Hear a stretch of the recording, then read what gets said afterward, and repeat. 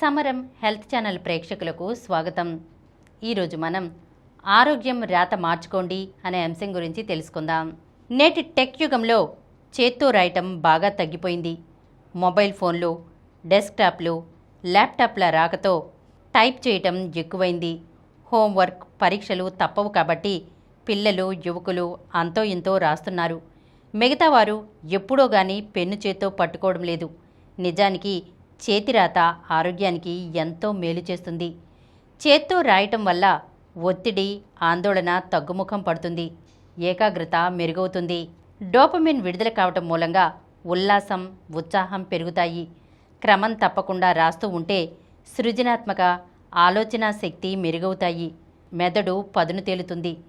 చేతిరాతతో జ్ఞాపక శక్తి, విషయాన్ని తిరిగి గుర్తుకు తెచ్చుకునే సామర్థ్యం ఇనుమడిస్తాయి.